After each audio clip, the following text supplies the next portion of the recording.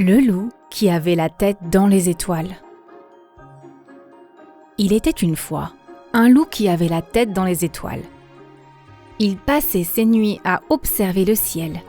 Il imaginait des planètes habitées par des êtres étranges et merveilleux. Il leur envoyait des signaux dans la nuit. Il s'appelait Loup.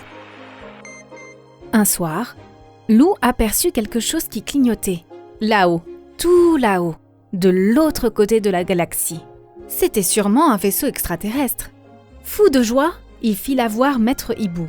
« Ben non, voyons, c'est juste une comète », lui assura le vieux hibou. « Il n'y a que nous dans l'univers, mon pauvre loup. » Quelques nuits plus tard, Loup fut réveillé en sursaut par un énorme bond.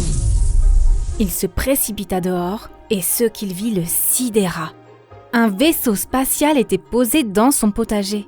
La porte du vaisseau s'ouvrit et d'étranges créatures apparurent.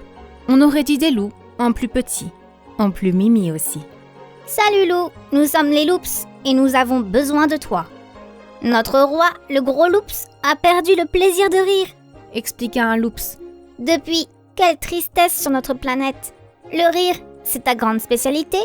Tout l'univers le sait, » ajouta un autre Loups. « Toi seul peux nous aider. » « Tout l'univers ? Vous exagérez, » fit Loup, flatté.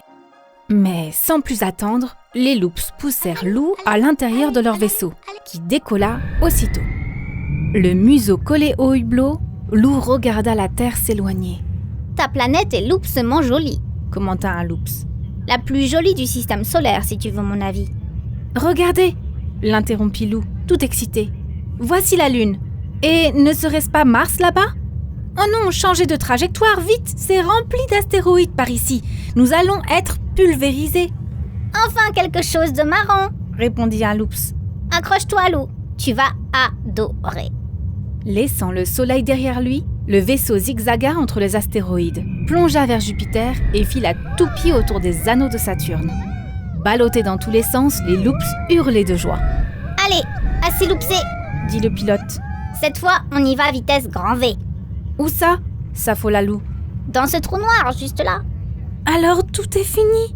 murmura Loup horrifié. « Adieu la Terre, adieu mes amis, adieu ma louve chérie. » À peine englouti par le trou noir, l'engin fut recraché de l'autre côté. Surpris, Loup ouvrit des yeux grands comme des soucoupes volantes. « Bienvenue dans notre galaxie !» firent les Loups. « Voici les planètes Artifice, Swing, Toboggan et Tornado. Mais la plus chouette, c'est Looping, notre planète. » Loup observa la planète qui se rapprochait. Elle n'était pas du tout comme il l'avait imaginé. C'est alors qu'un choc terrible se produisit. « Alerte, alerte !» cria le pilote. « On s'est fait loupser par un reloups. Le hublot arrière est ouvert. Sortez les loups au bal et surtout protégez Loup. » Hélas, Loup était déjà entre les pattes du reloups qui le tournait et le retournait dans tous les sens. « Il faut récupérer Loup !» hurla le pilote. « Tout le monde à son poste. À vos marques. Prêt, loupsé !» Des balles multicolores jaillirent de tous les côtés du vaisseau. Aussitôt, le reloups lâcha Loup et se précipita à leur poursuite en jappant de joie. Sans perdre un instant, le vaisseau plongea pour aller chercher Loup. Quand il fut en sécurité à bord, Loup soupira. « C'était quoi cette chose ?» Un reloups volant. Ce qu'il aime, c'est jouer. Il n'est pas méchant, tu sais, juste très collant. Sur notre planète, on a aussi des reloups à pic, des reloups d'eau et des reloups domestiques. « Vraiment ?» fit Loup interloqué, tandis que le vaisseau enfin se posait.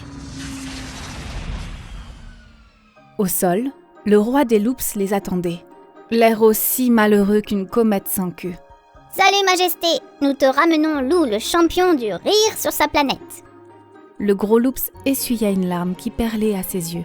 « Ah, si seulement il pouvait réussir, j'exaucerais tous ses désirs. » renifla-t-il. « Vas-y Loup, fais-moi rire. » Loup raconta ses blagues préférées. Il fit toutes les grimaces qu'il connaissait. Le roi ne sourit pas une seule fois. Loup se mit alors à sautiller en chantant et en remuant du popotin. Cela faisait toujours beaucoup rire ses copains. Au début, rien ne se passa. Et puis, il commença à rebondir plus haut, toujours plus haut. Il ne pouvait plus s'arrêter. Pauvre Loup, Il gesticulait dans les airs, tête à l'envers, puis retombait sur le museau. Aïe! Pour repartir valser plus haut et rebondir sur le derrière. Oui! Voyant cela, le gros Loops partit dans un fou rire gigantesque. Et plus il riait, plus il rebondissait lui aussi. Peu à peu, la planète Looping tout entière fut agitée de tremblements. Et youpla boum! Elle fit un grand bond. Aussitôt, le paysage se transforma. Bravo Lou, tu as réussi! Applaudirent les Loops déchaînés, Tu es vraiment épouloupsant! Demande-moi ce que tu veux. ajouta le roi hilar.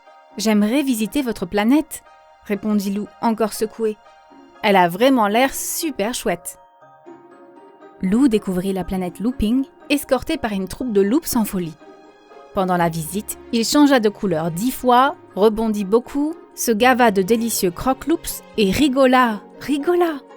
Quand la nuit tomba, Lou avait des étoiles plein les yeux.